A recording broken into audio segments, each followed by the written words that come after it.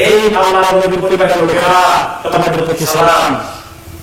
আর কি বললেন? কুল্লু নাফসিন যায়িকাতুল মাউত, প্রত্যেক নফস মৃত্যুবরণ করবে, মৃত্যু স্বাদ গ্রহণ করবে। ওয়া ইন্নামা তুওয়াফাউনা উজুরাকুম ইয়াওমাল কিয়ামাহ, কিয়ামতের দিন তোমাদের সবাইকে মৃত্যুর পরে কিয়ামতের দিন যখন উঠানো হবে, তোমাদের সবাইকে আমলের দ্বারা দেওয়া হবে পরিপূর্ণভাবে। ইন্না ফিল্লাহি আযাবুন মিন কুল্লি মুসিবা, মনে রেখো প্রত্যেক মুসিবতেই আল্লাহর কাছে আসার মধ্যে সান্ত্বনা রয়েছে। তাকে হাওয়াও করে চিৎকার করলে সান্ত্বনা পাওয়া যায় না। কার কাছে আসলে সান্ত্বনা পাওয়া যাবে? আল্লাহ আমাদেরকে পরীক্ষা থেকে মাফ করে। যখন খবর পেলাম প্রিয়জনকে হারিয়ে ফেলেছি, মনে যে কষ্ট আছে হিট করে, তখন কি করা দরকার? রোজু করে 2 রাকাত নামাজ পড়ে ফেলি, তাই না?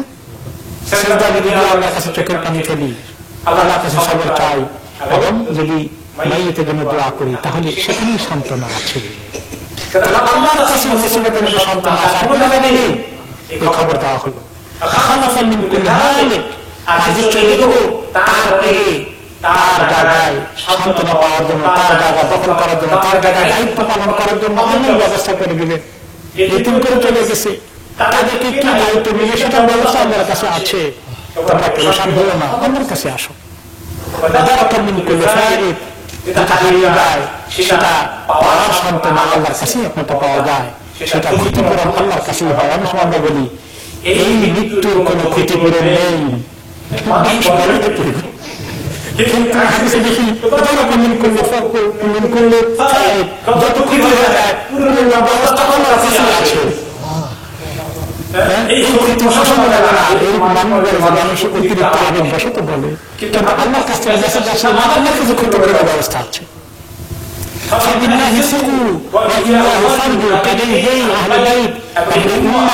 তোমরা আল্লাহর উপরে ভরসা করো, তোমরা ভরসা হারিও না।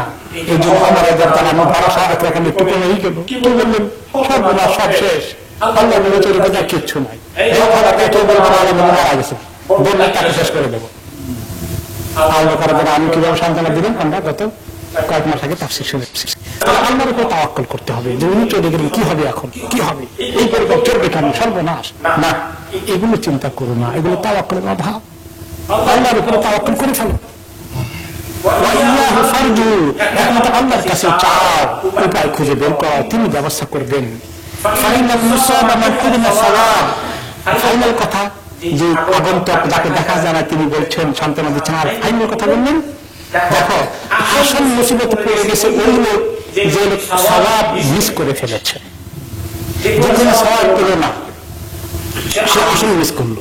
প্রত্যেকটি শোক সংবাদ, নিজের প্রিয়জনের মধ্যে, নিজের মায়ের সম্পদের মধ্যে লোকসানের খবর, যে কোনো ক্ষতিগ্রস্ত, যে কোনো হারানোর সংবাদ আপনার কাছে আসে, এর মধ্যে আপনার জন্য বিরাট পুরস্কার আছে। যদি সবর করি আর ইন্না লিল্লাহি ওয়া ইন্না ইলাইহি রাজিউন পড়ি, আল্লাহর কাছে সবরের জন্য দরখাস্ত দেই, দোয়া করি, তাহলে আমার জন্য এই শোকের মুহূর্তে, হারানোর মুহূর্তে বিশাল পুরস্কার আছে। ওইটা মিস করে ফেললে সে আসল হারালো, সে সর্বহারা হয়ে গেল। তাহলে যে ব্যক্তি সবর করলে সে অনেক কামিয়াব হয়ে গেল। আসসালামু আলাইকুম ওয়া রাহমাতুল্লাহি ওয়া বারাকাতুহু। এই কথা বলে তিনি বিদায় নিয়েছিলেন, আর তার কোনো উপস্থিতি তার পাওয়া গেল না। আল্লাহর পক্ষ থেকে কেউ একজন এসেছেন, কোন কোন রেওয়ায়েতে আসে তিনি খিদর আলাইহিস সালাম, কোন কোন রেওয়ায়েতে আসেন তিনি জিবরাইল আলাইহিস সালাম। উম্মতকে এবং নবীর পরিবারকে সান্ত্বনা দিতে এসেছেন, দেখা দেন নেই, কিন্তু তার আওয়াজ শোনা গেছে। তো এখান থেকে আমরা কিভাবে তাজিয়ত জানাতে হবে, শোক নিতে, সান্ত্বনা নিতে হবে, সান্ত্বনা দিতে হবে, এখানে আমরা লেসন পেলাম, তাই না? যে বিপদে আপদে কোন শোক সংবাদে আল্লাহর কাছে ধর্ণা দেওয়া, অতিরিক্ত শোকে কাহিনী অস্থির চিল্লাচিল্লি করে বিলাপ করা, এগুলোর মধ্যে কোনো ফায়দা নেই। তো আল্লাহ তাআলা এখানে আমাদেরকে বললেন যে দেখো, এই দুনিয়ার পরীক্ষা নিরীক্ষা শেষে তোমরা সবাই মৃত্যুবরণ করবে, কাফেরও মরবে, মুনাফিকও মরবে, আহলে কিতাবও মরবে, তোমরাও মরবে।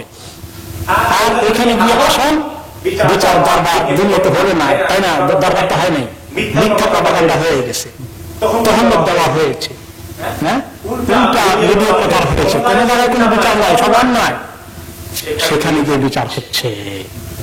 তারা তাদের পাওনা পাবে, তোমরা তোমাদের পাওনা পাবে।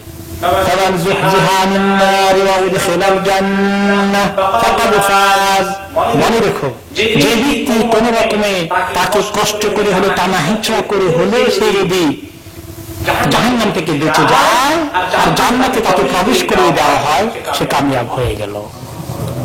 আর যে এটা মিস করলো সে কত বড় ক্ষতিগ্রস্ত হয়ে গেল, সে সর্বনাশের সম্মুখীন হয়ে গেল, সর্বহারা হয়ে গেল। যে টানাটানি করে হলো জান্নাতে যায়, টানাটানির এক্সাম্পল হাদিসে এসেছে কিরকম, যে সবচেয়ে পরে যে যার দুর্বল আমল নিয়ে জান্নাতে যাবে তার অবস্থা হলো অনেক নেকামল আছে কিন্তু অনেক গুনাহ আছে। এখন গুনাহগুলো কিন্তু সব জাহান্নামে যাওয়ার মতোই গুনাহ, কিন্তু আল্লাহ তাআলা তাকে মাফ করে দিবেন ঠিকই, কিন্তু গুনাহতে করছে তারে একটুখানি ভয় দেখাবেন আল্লাহ ভালো করে। সে যখন পৌঁছার পাড়ি দেবে, যেতে তার বাকিরা দৌড়ে চলে যাচ্ছে, আসেন নেককাররা বাতাসের দিকে যাচ্ছে, রকেটের দিকে যাচ্ছে, দৌড়ে যাচ্ছে আমল অনুযায়ী, সাইজ অনুযায়ী। এখন সে কেউ হেঁটে যাচ্ছে, ধরতে পারে না, পায়ে আর এর বেশি চলে না, কারণ আমল আর বেশি নাই। এখন কেউ কেউ হাঁটতেও পারে না, তার আমল আমল কমে যাচ্ছে। কেমন করে যায়? হামাগুড়ি ক্রমিং করে যায়, হামাগুড়ি দিয়ে যাচ্ছে, পরিষ্কার তাই দিচ্ছে হামাগুড়ি দিয়ে। হামাগুড়ি দিয়ে বেরোন তো বেবিরা হামাগুড়ি দেয় না হাঁটার আগে। আবার কেউ হাঁটি হাঁটি পা পা বেবির মতো কুকুর হাতে আবার পড়ে যায়, আবার হামাগুড়ি দিয়ে আবার হাঁটে। লেটেস্ট যে হলো সর্বশেষ যে কোয়ালিটি লোকগুলো যাবে তারা হামাগুড়ি দিচ্ছে। আর এই সময় তাদের হাতের লাইট একবার নিভে আবার জলে, নিভে আবার জলে, লাইটও দেখা যায় না, অন্ধকার। আর নিচে তো অন্ধকার, নিচে কি অপেক্ষা করছে? জাহান্নাম, পড়ে গেলে জাহান্নাম। তো তারা পুরো উপক্রম টক্কর পড়ে যাচ্ছেন, আবার ধরছেন, আবার জাহান্নামের থেকে ক্রেনের মতো আসছে, এসে তাদেরকে হুক আছে ক্রেনের মধ্যে, ধাক্কা তাদের কামিয়ে ধরছে এবং তাদের চামড়া কোনো কোনো জায়গায় ছিঁড়ে যাচ্ছে, কোনো জায়গায় আগুন দিয়ে সেঁক লেগে পড়ে যাচ্ছে, কোনো জায়গায় পড়ে যাচ্ছেন, আবার উঠে যাচ্ছেন, টিকে যাচ্ছেন, কিন্তু কয়েকবার পড়ে যাওয়ার উপক্রম হয়ে গেছেন, তাদের কলজল উল্টে গেছে, হায় গেলাম বেঁধে পড়ে, তারপরেও বেঁচে গেছে। এরকম টানাটানি করে সেই ব্যক্তি যখন পৌঁছার পাড়ে দিয়ে শেষ মাঠে পৌঁছে গেল, তখন তার আলহামদুলিল্লাহ, তখন তার দিয়ে সে স্বস্তির নিঃশ্বাস ফেলবে তার আগে না। তো এইরকম হামাগুড়ি দিয়ে যে তার হয়ে গেছে, জাহান্নামে পরিণত হয় নাই, ফাকাদ ফাজ, সেও কামিয়াব হয়ে গেছে। আর যে পড়ে গেল তার কি অবস্থা বলেন, কি অবস্থা হবে? আমাদেরকে যদি আল্লাহ তাআলা এরকম ফেলে দেন, কিভাবে আমরা সহ্য করবো? আল্লাহ সন্তান দিচ্ছেন যে এরকম টানাটানি করে হলেও যদি জাহান্নাম থেকে বেঁচে যায়, জান্নাতে চলে যায়, ফাকাদ ফাজ। ওমাল হায়াতুদ দুনিয়া ইল্লা মাতাউল গুরুর। দেখো দুনিয়া জীবন কয়েকদিনের মাত্র ধোঁকা, অনেক মানুষ ধোঁকায় পড়ে গেছে। এই জন্য কাফের, মুনাফিক, মুশরিক, আহলে কিতাব এরা সবাই এই দুনিয়ার ধোঁকার মধ্যে ঘুরে ইসলামের বিরুদ্ধে এত দুশমনি করছে, তারা ধোঁকায় আছে। আর যারা ইসলামকে ফলো করে তোমরা যদি ধোঁকা থেকে বেঁচে থাকো, তোমরা কিন্তু কামিয়াবির রাস্তায় আছো। লাতুবলাউন্না ফি আমওয়ালিকুম ওয়া আনফুসিকুম ওয়া লাতাসমাউন্না মিনাল্লাযীনা উতুল কিতাবা মিন ক্বাবলিকুম ওয়া মিনাল্লাযীনা আশরাকু আযান কাসীরা। হে মুসলিম উম্মাহ, হে মুমিন দল, তোমরা অবশ্যই শুনতে পাবে, তোমাদেরকে অবশ্যই পরীক্ষা করা হবে তোমাদের ধন সম্পদের মধ্যে, মালের মধ্যে। তোমাদের জীবনের নিরাপত্তা বিঘ্নিত হওয়ার মতো পরিস্থিতি সৃষ্টি হয়ে তোমাদের জানের উপরে পরীক্ষা আসবে। ওয়ালা তাসমাউন্না মিনাল্লাযীনা উতুল কিতাবা মিন ক্বাবলিকুম, আর তোমাদের আগে যাদেরকে কিতাব দেওয়া হয়েছে, আহলে কিতাব মার্কা লোকগুলো, এদের কাছ থেকে তোমরা অনেক শুনবে। ওয়ামিনাল্লাযীনা আশরাকু আযান কাসীরা, যারা শিরক করেছে, মুশরিকিন, এদের পক্ষ থেকে কষ্ট পাওয়ার মতো প্রচুর কথা তোমাদের বিরুদ্ধে আসবে। এগুলো পরীক্ষায় তোমরা থাকবে। তোমাদেরকে অর্থ সম্পদ, জান মাল এবং তোমাদের ব্যাপারে মিডিয়ার মধ্যে নেগেটিভ প্রপাগান্ডা, ব্যাপক অপপ্রচার তোমাদের বিরুদ্ধে, অন্যায়ভাবে তোমাদেরকে দায়ী করা হবে, তোমাদের বিরুদ্ধে ঘটনা ঘটানো হবে, বানানো হবে, প্রচার করা হবে, ছড়িয়ে দেওয়া হবে। মুশরিকরা মিলে, আহলে কিতাবরা মিলে এইরকম তোমাদের বিরুদ্ধে ষড়যন্ত্র করবে, দুশমনি করবে। এগুলো অবশ্যই করবে, অবশ্যই করবে। এমন কষ্টের পরিস্থিতি তোমাদেরকে পার হওয়া লাগবে। এখন আপনি যখন খবর শুনেন বলেন যে কোন জমানায় আসলাম, এত পরীক্ষায় পড়ে গেলাম, এখন কোন জায়গায় যাই, কিভাবে এই পরীক্ষা থেকে বাঁচি? আপনি খালি রাস্তা খোঁজেন, রাস্তা কি এত সহজে রেডি হয়ে আছে? কেউ অনেক সময় মনে করি আচ্ছা কি করা যায়, ইসলামের এই কথাটা নাই বলিবা, এটারে কেমন ঘুরে ঘরে বলা যায়, এটারে কেমন ঢেকে রাখা যায়, টেবিলের নিচে দিয়ে যাবে, কেউ না কাপড়ের নিচে ঢুকাই দেয়, হবে না। ইসলামকে ধুয়ে মুছে যতই সাফ করেন, এই তাওহীদ এক আল্লাহ, এই কথাটাও তারা শুনতে পারবে না। আপনি যতই ইসলামকে ঢাকার চেষ্টা করেন, কাজ হবে না। তারা এই অপপ্রচার করবেই যতক্ষণ আপনি দিনের উপরে আছেন। এই কষ্ট মোকাবিলা করতে হবে। এবং আল্লাহ তাআলা বলেছেন, ওয়ালানাবলুওয়ান্নাকুম বিশাইইন মিনাল খাউফি ওয়াল জু'i ওয়া নাকসিন মিনাল আমওয়ালি ওয়াল আনফুসি ওয়াস সামারাতি ওয়া বাশশিরিস সাবিরিন। তো এইরকম জান মাল, ব্যবসা বাণিজ্য, কৃষিকর্ম, চাকরি বাকরি সব কিছুতেই আপনাকে এই কঠিন পরীক্ষা পার হবে। কাকে কোন জায়গায় কোন পরীক্ষা আল্লাহ তাআলা করবেন, কাকে স্বাস্থ্যগত অসুবিধা দিয়ে আল্লাহ পরীক্ষা করবেন, বিভিন্ন তরিকায় এই পরীক্ষা হতে থাকবে। এবং পরীক্ষা করে করে আল্লাহ তাআলা আমাদেরকে কি করেন, পাক সাফ করেন, গুনাহ মাফ করে দেন। আমাদেরকে আল্লাহ তাআলার কাছে যাওয়ার জন্য টিকে থাকলে সবর করে করে আল্লাহ তাআলার কাছে নিষ্পাপ হয়ে যাওয়ার ব্যবস্থা করে দিচ্ছেন আল্লাহ তাআলা। এখন কি করতে হবে, সবর করতে হবে। সবর, ধৈর্য হারা হওয়া যাবে না।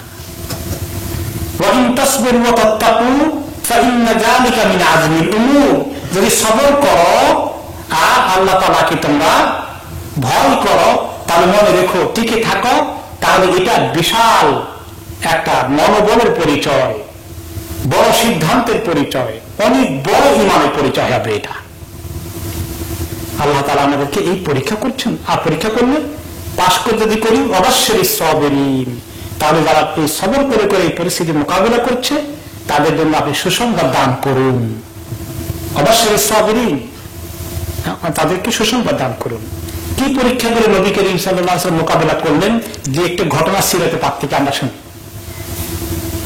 মদিনা তিনি যখন হিজরত করে গেলেন, তখন মদিনা সবাই ইসলাম কবুল করেনি, বেশ কিছু বাকি আছে। তিনি একদিন তখন একটি গাধায় চড়ে, নবী করিম সাল্লাল্লাহু আলাইহি ওয়াসাল্লাম কখনো উঠে চড়েছেন বেশি সময়, আবার কোনো কোনো সময় উঠ ছিল না, কিসে চড়েছেন, গাধায় চড়েছেন। তো গাধায় চড়াটা কিন্তু গরিব মানুষের গাধায় চড়ে, আর ধনী মানুষের উট অথবা ঘোড়ায় চড়ে, এটা হলো আরব দেশের কারবার। তো তিনি হাম্বল, তিনি নিজেকে কখনোই এরকম তো ওনার প্যাস্টিজ কনসার্ন নাই যে গাধায় চড়ে দিলাম কি মনে করবে লোকেরা। হ্যাঁ, অনেকে আমরা মনে করি যে দাওয়াতি দিনে কাজ করেন খুব স্মার্ট হওয়া লাগবে, খুব স্মার্ট না হয়ে গেলে তো লোকেরা তেমন পাত্তা দিবে না। এই যে পোশাক আশাক, কাপড় চোপড়, গাড়ি ঘোড়া, এগুলো যদি খুব খুব খুব একেবারে স্মার্ট হয়ে যায়, তাহলে অনেক লোক ইসলামের দিকে আসবে। এরকম কেউ কেউ অনেক সময় চিন্তা করেন, ফর্মুলাও দেন। কিন্তু রাসূলুল্লাহ সাল্লাল্লাহু আলাইহি ওয়াসাল্লাম যখন উঠ পেয়েছেন উঠে চলেছেন, ঘোড়া পেয়েছেন ঘোড়া চড়েছেন, তাহলে আবার ঘোড়া উঠ পেলে না সেটা দরকার না, আমি এখানে শুধু গাধা মধ্যেই থাকবো, তাও না, গাধা পেয়েছেন গাধায় চড়েছেন, না যখন যেটা আছে তখন সেটা। কোন সময় তিনি সেনা কাপড় পরেছেন, কোন সময় দামি জুব্বা পরেছেন, যখন যেটা সুযোগ আছে নর্মাল লাইফ তিনি কারণ চেষ্টা করেছেন। তো তিনি গাধায় চড়ে গেলেন একটি এলাকার মধ্যে, যে এলাকায় বেশ কিছু লোকের একটা সমাবেশ ছিল। সেই এলাকা যাওয়ার কারণ ছিল সা'দ ইবনে উবাদা রাদিয়াল্লাহু আনহু, তিনি অসুস্থ হয়ে পড়েছিলেন। তিনি কিন্তু মুসলমান ছিলেন, বনিল হারিস এলাকা, মদিনা মূল এলাকা থেকে একটু দূরে ওনাদের কবিরার উপস্থিতি। যাওয়ার পথে তিনি যে জায়গা দিয়ে ক্রস করলেন, সেখানে আরেকটি কবিরা ছিল, সেখানে ওই কবিরার একটা সমাবেশ ছিল। এখানে ছিল আব্দুল্লাহ ইবনে উবাই ইবনে আবি উবাই ইবনে সুলুল, রাইসুল মুনাফিকিন আব্দুল্লাহ ইবনে উবাই, সেই তার সঙ্গপাঙ্গ নিয়ে ওখানে তারা একটা মিটিং এর মতো ছিল। তিনি দেখলেন যে এখানে কিছু লোকজন আছে, আমি দাওয়াত দেই। তখন আব্দুল্লাহ ইবনে উবাই মুনাফিক হয় নাই, মানে মুসলমান, কালেমা পড়ে নাই, নাম কাবাস্তে হলো, দেখানোর জন্য হলো, সে কালেমা পড়ে নাই। তিনি তার কাছে গিয়ে তার দলের ভিতরে ওখানে ঢুকলেন, গিয়ে বললেন। তখন সেই জায়গার মধ্যে তখন কিন্তু আব্দুল উবাই আছে, আর কিছু সহচর আছে, কিছু মুশরিক আছে, কিছু মুসলমান এলাকা সেখানে ছিল। এরকম একটা কবিরার একটা মিটিং, সোশ্যাল কিছু একটা এখানে ছিল। এবং কিছু ইহুদিও ছিল, আবার কিছু মুসলমানও ছিল, মুশরিকও ছিল, সব রকম ছিল। আর ওই মুসলিম একজন ছিলেন আব্দুল ইবনে রাওয়াহা রাদিয়াল্লাহু আনহু, যিনি মুসলমান হয়ে গেছেন এবং নবী করিম সাল্লাল্লাহু আলাইহি ওয়াসাল্লামকে জানার থেকে বেশি ভালোবাসেন, তিনিও ছিলেন। ওইখানে যখন গিয়ে পৌঁছলেন, ওনার গাধাটাকে নিয়ে থামালেন, তো গাধা যখন একটু হেঁটে যায় মরুভূমির মধ্যে, তখন রাস্তার দিকটা ধুলা উড়ে। ওনাকে দেখেই আব্দুল উবাই তার বড় স্কার্ফ ছিল, সে নাকের মধ্যে ধুলা থেকে বাঁচার জন্য আর বললো আড়াই না, এই সমস্ত গাধারা দাঁড়িয়ে এসে আমাদেরকে ধুলাবালি করবো না এলাকার মধ্যে। নবী করিম সাল্লাল্লাহু আলাইহি ওয়াসাল্লাম ইনসাল্ট করার জন্য এই কথা বলে ফেললো। কাজ করতে গেলে খালি খাবার রুটি খাওয়ানো হয়, খাওয়ানো হয়, মাঝে মধ্যে দুর্ব্যবহার মোকাবিলা করতে একটা জাহিলিয়াতে উল্টাপাল্টা মন্তব্য করবে। আপনাকে এগুলো ফেস করেছেন আল্লাহ নবীরা, সমস্ত দায়ীরা করেছেন। রাসূলুল্লাহ সাল্লাল্লাহু আলাইহি ওয়াসাল্লাম তিনি শুনলেন সেটা, কিন্তু তিনি কোনো রিয়াকশন দেখালেন না।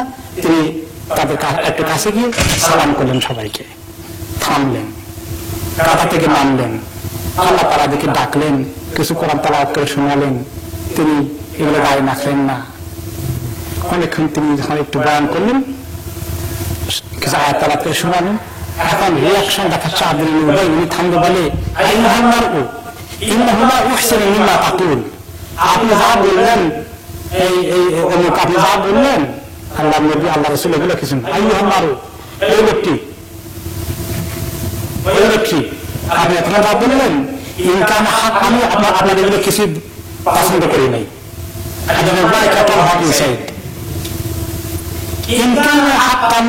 যেটা আপনি বললেন এটা যদি হক হয়, আপনার কাছে যদি হক এসে থাকে, এটা নিয়ে আপনি আমাদের এখানে ফিরে করার দরকার নাই, আপনি আমাদের কাছে আসবেন না। আপনি আপনার ওই কোম্পানি নিয়ে থাকেন, আপনি আপনার গ্রুপ নিয়ে থাকেন, যে আপনাকে আমি শুনতে চাই তাদেরকে বলেন, আপনার তো আপনাকে ওয়েলকাম করে ডাকেন, এখানে আসেন কেন? আমরা এগুলো শুনতে চাই না। গ্রুপ আপনার গ্রুপের কাছে ওদেরকে শোনান যারা শুনতে চায়। আমার বাবা আসেন, ওনার ওই কথা শুনে খুব কষ্ট লাগলো। তিনি সঙ্গে সঙ্গে প্রত্যুত্তর করলেন,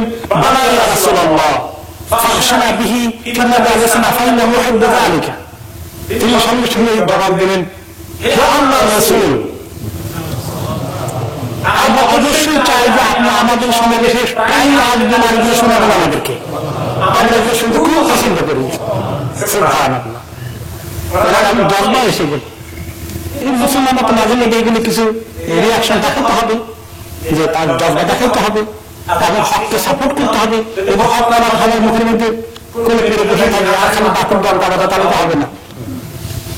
হক বুঝেছেন, তার হকের জন্য হককে ডিফেন্ড করতে হবে।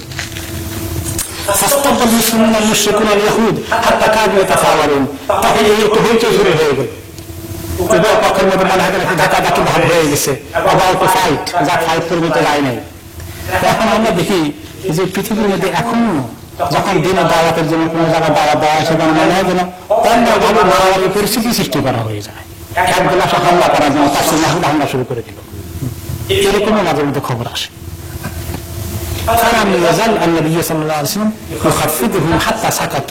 তবে রাসূলুল্লাহ সাল্লাল্লাহু আলাইহি ওয়াসাল্লাম থামালেন, সবাই শান্তভাবে সবাইকে থামালেন, থামো থামো, থাক, এটা নিয়ে বাড়াবাড়ি করো না। তিনি সবাইকে শান্ত হতে বললেন।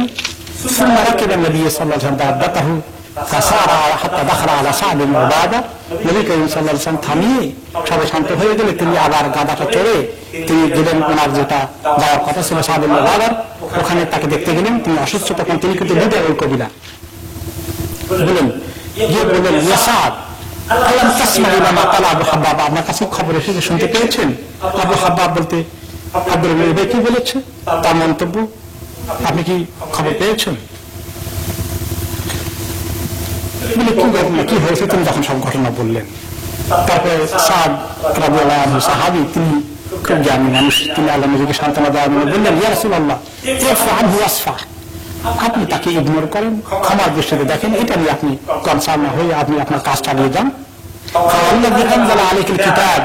আল্লাহ পছন্দ করে বলে যিনি আপনাকে কিতাব নাযিল করেছেন,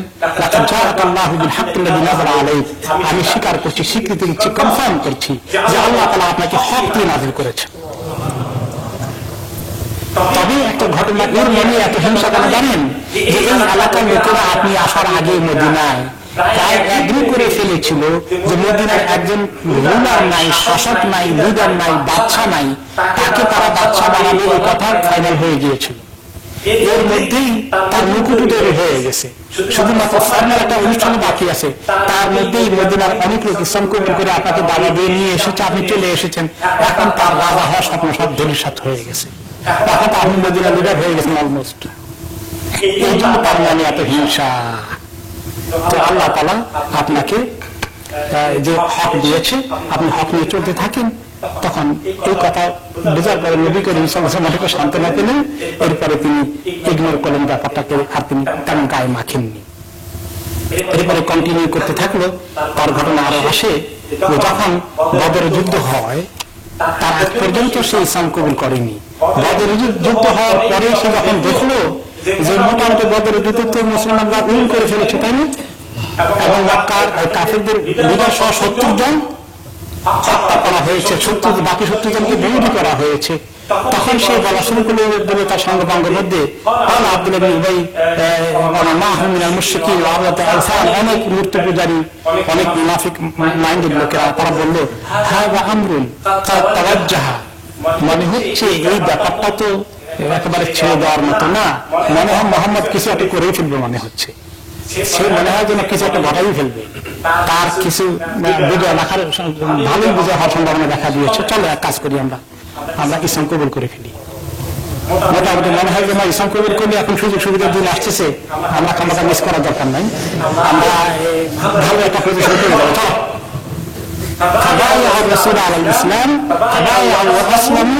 তারপরে তারা বায়াত করলো, ইসলাম কবুল করলো। তাদের মধ্যে কেউ কেউ আল্লাহ রাব্বুল আলামিন তাদেরকে হক বোঝার তৌফিক দিলেন, বাকিগুলো কি হয়ে গেল, মুনাফিক হয়ে গেল। এই ঘটনা আসলো। এখন এদের কাছ থেকে, মুনাফিকদের কাছ থেকে, তথাকথিত মুসলিম কাছ থেকে দুশমনী শুধু মুশরিকদের পক্ষ থেকে নয়, আহলে কিতাব ইহুদি নাসারাদের পক্ষ থেকে নয়, তথাকথিত মুসলিমদের পক্ষ থেকে হয়ে গেল। এখন এই জামানায় এরকম মুনাফিক আছে না নাই?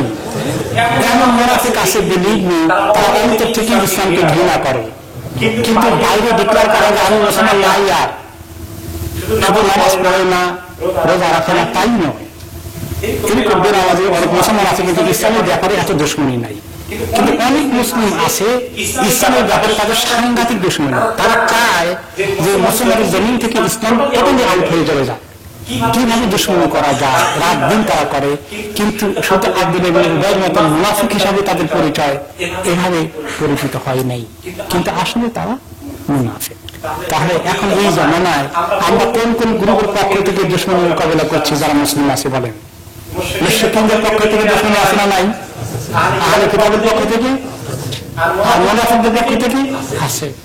তাদের যেভাবে সাহাবায়ে কেরাম রাসূলুল্লাহ সাল্লাল্লাহু আলাইহি ওয়াসাল্লামকে সবর করতে ইস্তেকামতের সাথে এগিয়ে যেতে হয়েছে, আমাদেরকে দায়িত্ব পালন করার জন্য সবরের সাথে ইস্তেকামতের সাথে বাধা তুফান আসবে মোকাবিলা করে এগিয়ে যেতে হবে, হিকমতের সাথে, বুদ্ধির সাথে, আল্লাহর তাওয়াক্কুলের সাথে এগিয়ে যেতে হবে। আর কোনো রাস্তা নাই, এই রাস্তায় কিয়ামত পর্যন্ত চলতে থাকবে।